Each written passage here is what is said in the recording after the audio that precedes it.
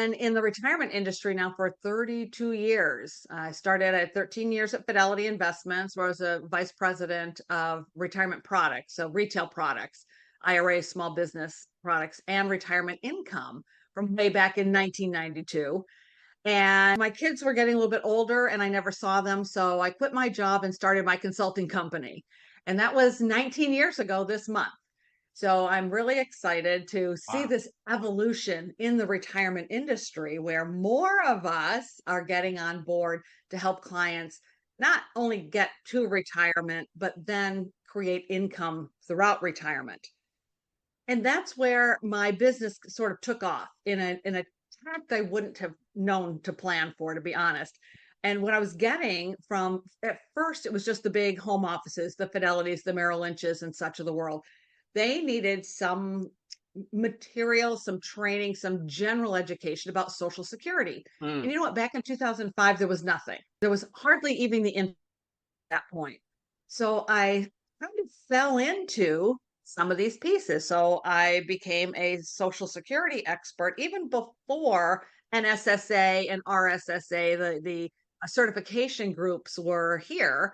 And very quickly, what you find when working with real people and real advisors is it doesn't stop at Social Security Mhm. because the Social Security law happens to include Medicare. Mhm. And no one was around to answer Medicare questions. I mean, there are people selling Medicare Advantage plans and Medigap plans, but no one understands this beast. Mm. So I went down that path as well. Meanwhile, I've written 3 books. I've got a Medicare book actually in the works. I've done tons of educational information for and content building for large firms and small. But mostly now I help and work directly with financial advisors so that they don't have to also be expert in Social Security and Medicare and pension plans. And is it a public pension or is it, not? How does that impact and how do I get my health insurance if I do have a public pension? So it's a matter of reading a lot of documents and just helping get to the best right answer for any individual client in their situation because there's no specific, well, there are a lot of general rules, right? And general answers, but Mhm. the specifics. I did a podcast yesterday with something more with Chris Boyd. Mhm. And we were talking about, do you have these general rules? Like, yeah, it depends. That is the answer. So everything is situational. Everything depends on a circumstance. So that's my background and what I do these days. I know Jody asked, how do I help advisors work with companies and with individuals? So it's really with your clients. If you need expertise and assistance, whether it's just you and me, Mhm. and we do an individual consult because you want background information on Cobra or on the ACA plan in your zip code, frankly, your state. Or if you want to bring in the client, I work how you want to work. And my fee is $200 an hour to do these individual consults or training, that kind of work. But then if you either turn over a client to me or we work together, say on a Medicare consult, it take 10 hours. So you can decide you're going to pay for that or you can have your client pay for that. I'm really trying to be as flexible as possible to make sure we're getting the right information to the clients. So that's Interesting. how I work. Thank you, Yeah. Marcia. So you're You're a a consultant to the consultant, essentially, and great resource. So bottom line is we don't have to spend the hours it takes to learn the plan or the programs. That's a resource that we can lean on you for. I just forgot to mention this. We are recording our workshop today. If you do have questions, just for compliance reasons, if you can go ahead and lodge those in the chat, and then we'll get to those afterwards, but I just want to be cognizant of that and also cognizant of time. So thank you for sharing what you do professionally. Can we talk a little bit about some of the opportunities you see in the Social Security and Medicare education? Where are you finding advisors finding the largest opportunities and bringing the best service to either individual clients or even groups of clients, businesses? I know you work with businesses as well, which I think is a huge opportunity because you get ahead of the competition by being in the business before the person actually retires. Yeah, that is the opportunity. It is getting ahead in an area where you might not be comfortable or as knowledgeable. Now, Jody, I see on your name you have the NSSA designation. Bianca, you do. So, a number of you do. You have some retirement income expertise. So you're building, I'm assuming, these comprehensive plans. That's a key. You need to be willing to build comprehensive plans, because what happens, and where I see opportunity, individuals just want to know, can I take my Social Security today? So they're looking at things in a vacuum. And there are optimal answers, and then there are good enough answers. But unless you're putting it in the context of their overall plan, it's really hard to answer that question. So I see, I don't know if you all set up I've seen a lot of advisors starting to do this in the retirement income space. They're charging a hefty amount to build a retirement income plan. So separate from your AU or insurance products with commissions and such that are also important revenue streams, they have started new revenue streams. And that I think you shouldn't shy away from if you're not already doing it. And they're charging a lot. I mean, I've heard everything from $5,000 to $10,000 per plan. Now, they may waive that, if $5 million rolls in, but there aren't that many advisors out there doing really good comprehensive plans and being able to answer the client's questions. So one of the areas I find, if you're an investment expert, and that's what you just love to do, and you don't want to be bothered with the Social Security and Medicare stuff. I have a client like that, and he just puts me on the Zoom with his clients. The clients fire questions off for me because they're already thinking about all this Social Security or Medicare stuff. They just want somebody to answer their questions. Right. The advisor can't answer. So that I find is he gets to bring me in as the expert.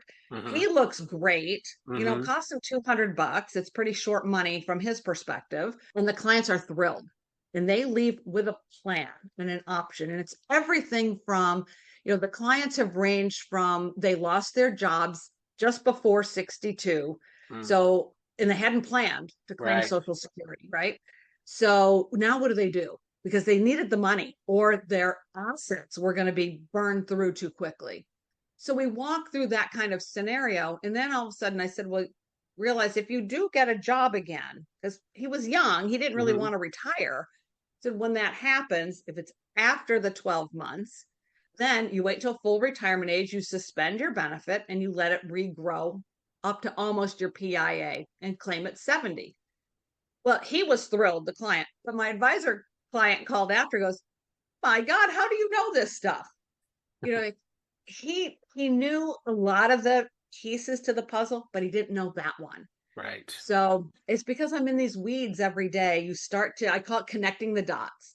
Write a column actually every other month for Think Advisor that I call connecting the dots. Because that's where the value is, whether you personally bring it or you bring in the expertise. It's up to you. Some of you will love to do this. Others of you will go, God, this stinks. Don't I have somebody? You choose. No, and that's a really, really good point. Some of our advisors do charge for a plan, often provide the plan as part of the service. And what you just said makes me think, often we take for granted what we know and what we do. And we just think everybody does it, right? Everybody knows it, everybody does it. But you're really reinforcing the fact that that's not the case, and that it is a huge value prop when you do know it. Yeah, and I would even suggest, because you can do a regular financial plan if you want, for a 35-year-old, a 40-year-old. That's great. Right. And you probably could comp that, if you will. Maybe rethink your revenue opportunity with retirement income. It is so much more complex. Have to get into the tax side, even though we're not CPAs, and caveat that. Right. Because taxes are such a huge portion of retirement. You're looking at when to turn on streams of income. Is someone going to retire? I'm working with a client right now, an individual client. I do a few of those also. He doesn't want to retire. He's 70. He's a doctor. He's going to live forever and work forever. Well, what do you use as an ending date? And where do you put his... Currently, he's got rollover money from other jobs, and he's got a current employer. Do we move all that money in? Well, what if he really does have to retire? So you're doing all this, multiple scenarios and so forth. So anyway, the thought is think about a revenue stream there. I think that's just a big opportunity. And again, you can waive it later, but I wouldn't give away that expertise. Right. You put a value on it when you do that. I certainly appreciate that. Let me switch gears a little bit on and drill down on this idea of working inside of companies. I really see that as a huge opportunity, as I mentioned. Where are you seeing advisors taking advantage of, work site situations, maybe working with HR, those types of things? Are you seeing that happening? That's more challenging because you've got two huge competitors. So an individual advisor, a small RIA, you're swimming upstream here because you've got the great big record keepers of the world, the TIAAs and the Fidelities and so forth. And they have, an absolute army of support, which is part of the plan. So they're obligated to provide education and information, and they've got massive, really great online support. Your other group are the consultants who are in these companies rethinking plans, helping them with their health insurance plans and such, and they have immediate access. So what I've seen in the advisor space is those longtime advisors who had relationships. So they got in when a company was small. They got in with GM for the most part, kind of thing. But they got in their local companies when the company was small and growing, and they've stood the test of time with them. It's been 20 years, 25 years. Now, where there's opportunity, if that's not you, it's finding an advisor who's a 401k plan advisor who doesn't do the income side. Okay. So that's the other thing. These smaller, long-time relationship shops, they have the bandwidth to do retirement income. Right. So you might think of these centers of influence. Usually we think of it as the accountants, but think of it as the 401k plan advisors. And that might be an opportunity there. Because I don't see a whole lot of retirement income planning going on, to be honest. Or group health agents. Or group, yes. And it's terrific to do the group health on the under 65 group. No one understands what's going on after 65, whether they're in Medicare or not. And that's a whole basket of mess and HSAs. So yeah, that's another good center of influence partnership that you could offer. So that's what I see out there. And so to kind of finish off that topic, and I know you want to share with us some key cases. So are you finding that the Fidelities of the world, the Vanguards of the world, if you will, we could have a whole editorial on the customer service that either one of those platforms provide, but that would be very biased, of course. But are you finding that they are offering customized recommendations for individuals on their Social Security, on their Medicare? Is that, or is it just online tutorials that they're offering? It's both. So they call it one to many. They want to be able to, create one webcast or one webinar and send it out to an entire organization. It's very efficient. But they are doing a better than average job of retirement income planning. With Social Security, they have tools. Now, none of the reps can answer any questions, right? But they do know the rules. They're getting better with the rules. And so they can relatively confidently, and certainly in compliance, give Social Security recommendations. Medicare, not so much. Fidelity does have a Medicare business unit now. They started it before COVID, just with a pilot, and I've seen, kind of watched that, and they've rolled that out. But what they're doing is picking a couple of carriers in each state that they're working in, and they have licensed reps, licensed Medicare agents in their branches, and they're providing education around Medicare. So Fidelity's trying to make a move, I think. I think they'd be better off, frankly, buying a health insurance company. But Vanguard, I haven't seen do that, or Schwab on the Medicare side. But all the big players have they're at least getting a tool on their platform for Social Security. Okay. All right. No, good to know. No, that's good intel. We appreciate your insights there for sure. Your boots on the ground experience as far as that goes. So let's talk about some of these key cases where almost all retirees are getting things wrong. What can you share with us there? Yeah. me share I put together some slides for you. This is what I am seeing out there. And Jody, I appreciated your question around, what are these mistakes? What the heck is going on? So I picked 3. I could pick 30, but I picked 3 topics I thought y'all might be interested in. The biggest, hands down, bar none problem is when clients want to claim at age 70, wait until 70 to claim Social Security, and they have no idea what they've just turned on. So the biggest issue, bar none, is that no one on the planet knows that when you claim Social Security, you've automatically triggered Part A of Medicare. It automatically comes attached to Social Security. You cannot decouple it. This takes a couple of forms, depending when you're claiming Social Security. And this line in the middle, the month of your 65th birthday, is this line of demarcation. What happens in health insurance before your 65th birthday is one set of laws and rules. And then what happens from the first day of the month you turn 65 until you die is another set of rules. And this is regardless if you're working or not working. So the way I look at it is this. We've got a group of clients who will, in fact, claim early. It might be the lower earning spouse. It doesn't really matter. They claim for some reason before age 65. At this point, the client is automatically enrolled in Medicare Parts A and B, and they will trigger on automatically the first day of the month containing their 65th birthday.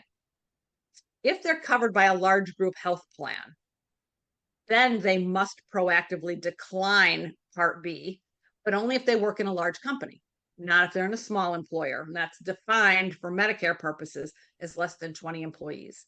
So we've got that happening on the before I turn 65 side. Now, after I turn 65, I'm going to keep working, or my spouse is working and we're covered on a large group plan. That's great.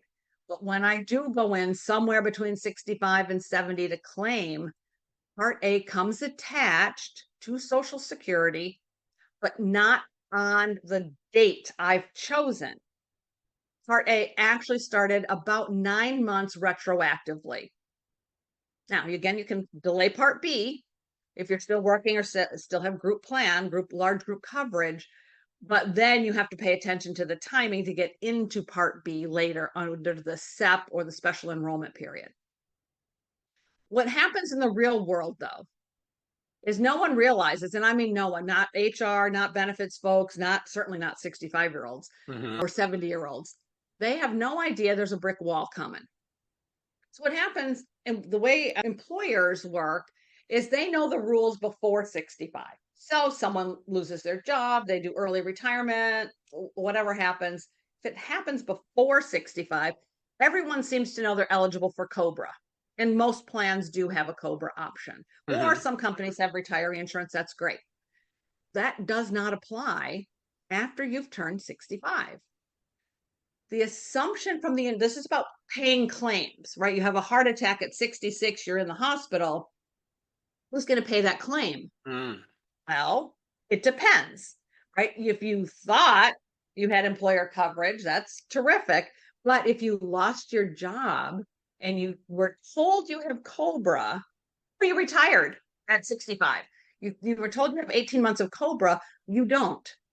And that's because the assumption among insurers is once you are 65, you have enrolled in and have been receiving Medicare Parts A and B because you're 65. Right. So COBRA stops paying primary, and the individual should have enrolled in Medicare, even if they didn't. And COBRA, even if they do decide to pay as a secondary payer, they're going to assume the Medicare payment rate, which is lower usually than an employer payment rate. So the short answer here is the employee has no insurance and has to pay full freight for that heart attack. Wow. It is truly a disaster when this happens. Now, some employers will go back and try to negotiate with their insurer and say, we made a mistake. Can you cover this one claim? I've seen that happen. But the insurer doesn't have to do the coverage, and the employer doesn't have to go back.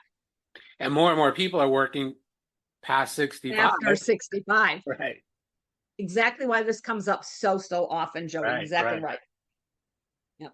So the other big issue when waiting until 70 or sometime after 65 to claim Social Security, when you enter Medicare after 65 and Part A starts retroactively, yep, but also your HSA contributions must stop much earlier than planned.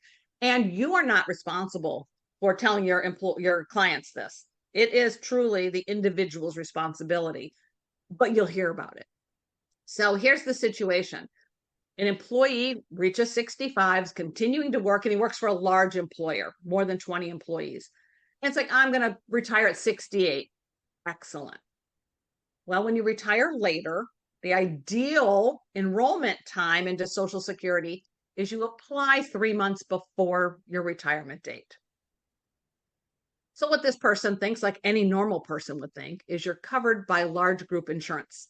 And he picked an HDHP, and they're making their HSA contributions because they're eligible. What this poor person doesn't realize, though, is once he applied for Social Security, he also triggered on Part A, and Part A was retroactive 6 months. And if you have any part of Medicare, you cannot make an HSA contribution. So his Part A started 6 months retroactive from the application date. Right.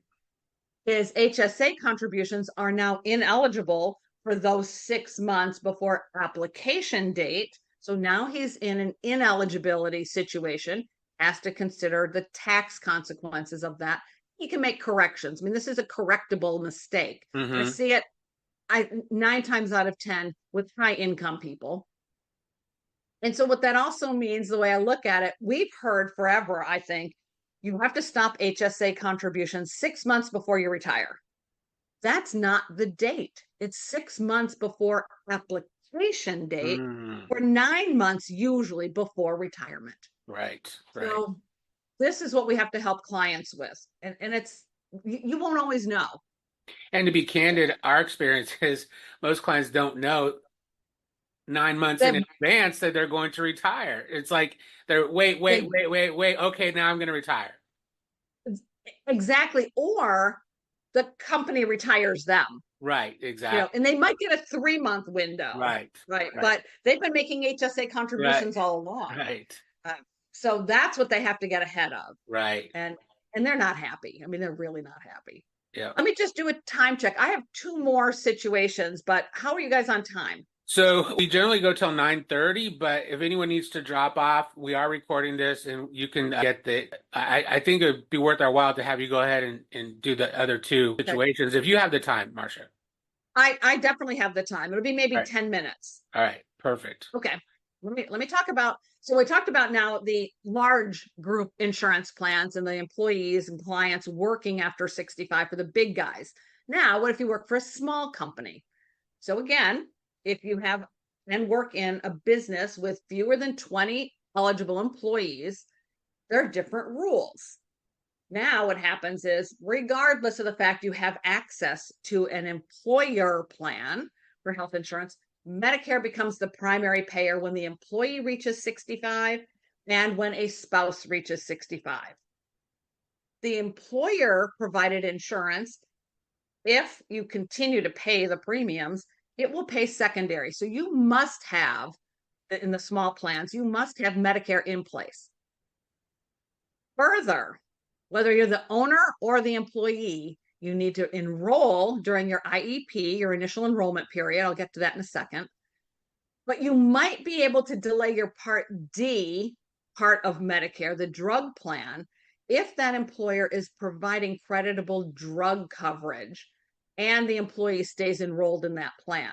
And the younger spouse can usually stay on the group health plan, because they're younger. So the older spouse maybe, or the owner turns 65, needs to be in Medicare, the younger spouse 2 years younger, but you have to check the plan documents. It's not every small company can afford to cover everyone. Right. So that's the reason for this, other brick wall. When you have only 20 employees, you're not often, it could be the pizza shop. It's not often a big company. So we have to be careful. Any delay will cause coverage gaps and penalties, permanent penalties. So that's what we try to avoid. Well, here's the IEP. Medicare, again, everything with Medicare starts the first day of a month. When you're in your initial enrollment period, it will start Medicare A and B, will start the first day containing your 65th birthday month. Unless your birthday falls on the first day of the month, if it's July 1st, your Medicare start date is June 1st. And it's a little quirky, and you do have to check those birth dates with clients. So what you want to do during IEP is understand when your Medicare will start. And so long as you enroll 3, 2, or 1 months before that 65th birthday month, your coverage will start on time. Will start correctly. First day of your 65th birthday month. All small workers in small companies need to do this. You can also enroll the month of your 65th birthday and the 3 months after. Well, there's no penalties here, but you have a coverage gap. So you have no primary coverage if you haven't enrolled prior to your 65th birthday month. So I look at it this way. Don't worry about enrolling after. Yeah, there's the IEP that gives you the 7-month window, but really, who cares? You need coverage. Right. And in order to have coverage, you must enroll early. So it's about the exposure and creating gaps in coverage. We can't have us older people, having gaps in our insurance. Right. Absolutely. Yeah. And now in this case, the HSA contributions have just a different set of rules. It's up to the employee to tell the employer, but both employee and employer must stop contributions 1 month before, ideally, their 65th birthday month.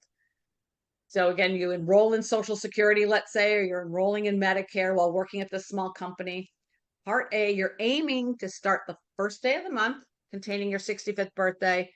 Employer coverage will pay secondary. However, you have a Medigap problem now. Because if someone wants to buy a Medigap supplemental insurance, they only have a one-time 6-month open enrollment rule to buy any Medigap policy they want with no questions asked. So if you stay on the company plan for the next 3 years while you're working, you can, but now you'll be subject to underwriting 3 years later when you want a Medigap plan. So that's connecting the dots piece. The other piece is the HSA contributions only have to stop 1 month before your Medicare A and B start, because there's nothing retroactive before you're even eligible for Medicare. And this is a mistake I hear all the time from both advisors and individuals. Oh my gosh, I need to stop my HSA contributions, at the end of the year. It's like, oh, did your Medicare start January 1st? Oh no, it's starting in October. Right. No, wrong situation, because they're not yet 65. So again, there's rules before that brick wall of 65, and there are other rules after. There are rules for small companies and there are rules for large companies. And your clients have no freaking idea. Right. No, neither does HR generally, right? That's right. So the last piece I just want to share with you briefly is what's coming up this fall. The Inflation Reduction Act is a really good thing for your 65 plus clients who are on Medicare and have Part D. Mostly it's a good thing. What's happening is, if you haven't heard, clients' out-of-pocket drug costs will be capped now at $2,000 in 2020-25, and then it will increase with inflation, but it's much lower than the $8,000 they've been paying if they have these really high cost drugs. And they have this prescription payment plan can be set up. Your clients will have to proactively ask the insurer to set this up, but this is a pro rata distribution of the costs they owe during the year. So that's a really nice budget piece. Right.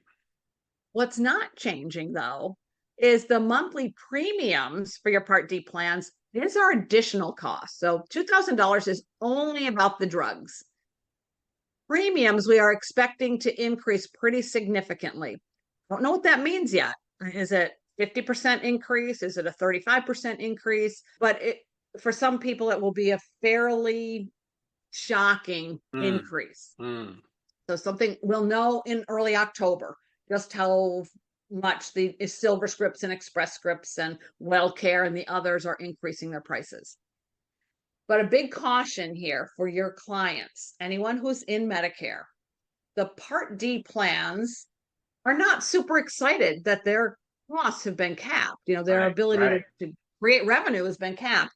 They're kind of pissed. So premiums will go up and they are reducing their formularies. So your clients really, really, really need to reshop. I don't care if they're 100 years old. My in-laws are 100, Mhm. both of them. Wow. They need to reshop their Part D plans this fall during OEP, the open enrollment period.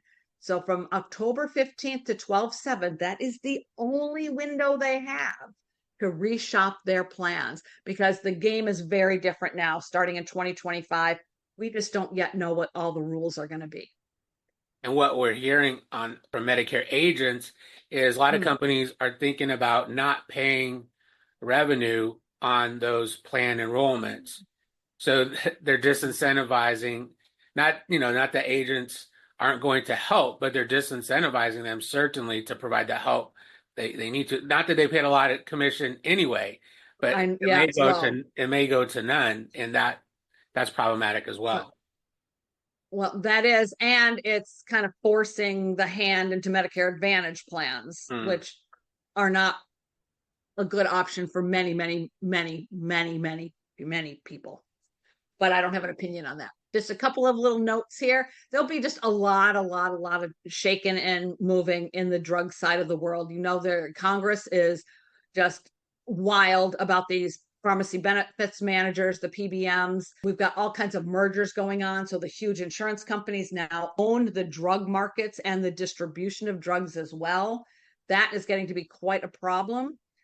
But on the other side, we have disruptors in Mm. the system. So Amazon has a pharmacy and they've just expanded access to if you have Amazon Prime, I think it's 60 or 65 drugs they already have on the Amazon platform. If you have Wow. some generic drug, you have to use your Part D plan. It's cheaper to shop around, but Costco, Cost Plus, this is the Mark Cuban drug company. Hmm. A lot of players making a lot of noise, as well as these discount programs. So Good RX, they advertise a fair amount.